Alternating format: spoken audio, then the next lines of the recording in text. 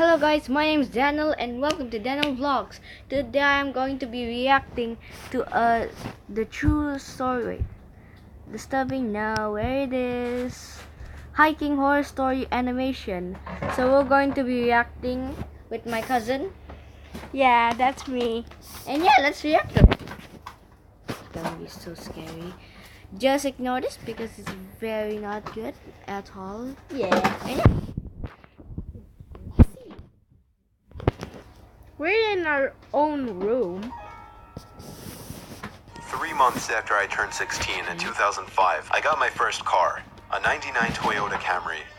On a That's warm very Saturday scary night, story. when my friend Alex invited me over to one of his friend's big parties, I knew I wouldn't be in a condition to drive the Camry home afterward. So we carpooled with Alex's girlfriend, Brianna. We lived in the countryside of Virginia, meaning less big parties.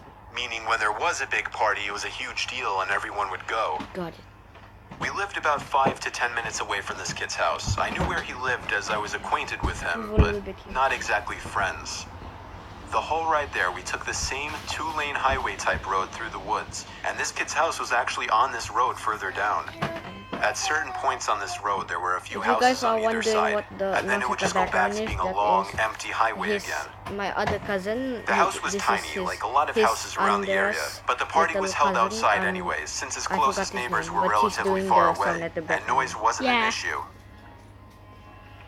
I'll skip most of the party up until the point that Brianna, who was supposed to be our designated driver, had to suddenly leave for a small family emergency. Got it. Alex said it was fine and that we'd find a ride home. Well, fast forward another few hours and another few drinks, and I could barely even walk straight. I checked my watch, and it was like 2 in the morning. I figured it was time to go. I started looking for Alex, but I couldn't find him anywhere. In fact, it seemed like everybody I knew had already left. I could barely even think straight, but I was still furious at the fact that Alex could have actually left without me. I asked to use the party host's phone and dialed Alex's home number. After 2 tries, I gave up and then realized I shouldn't wake his family up. So, literally not knowing what else to do, I dizzily stepped out onto the road and began walking back home. I knew this walk would take anywhere from half an hour to an hour in my condition. Maybe after 15 minutes of walking down the road, the slight shine of car headlights on the road was fading in from behind me. Jumping for joy inside, I lifted up my arm and stuck out my thumb.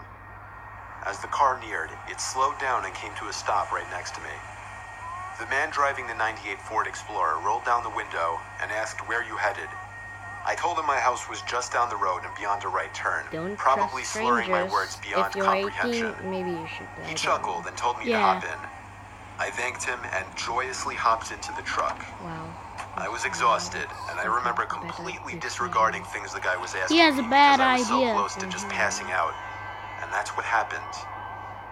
The memories of being in that truck turned to a fog, as I'm sure I passed out.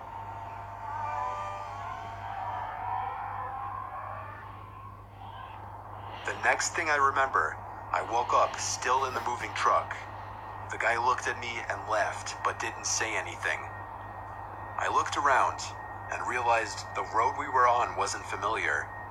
I nervously asked, where are we going? He then said, so what were you doing out this late anyway?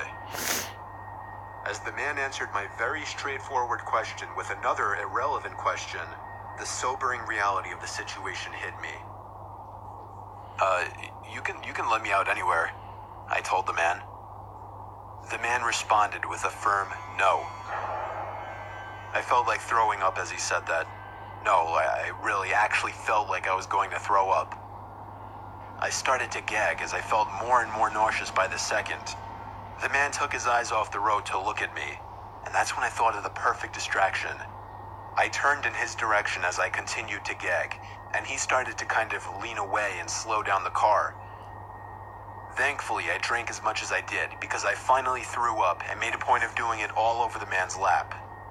The man yelled in frustration and stopped the car, and that's when I took it upon myself to run for my life into the woods and duck behind a few bushes.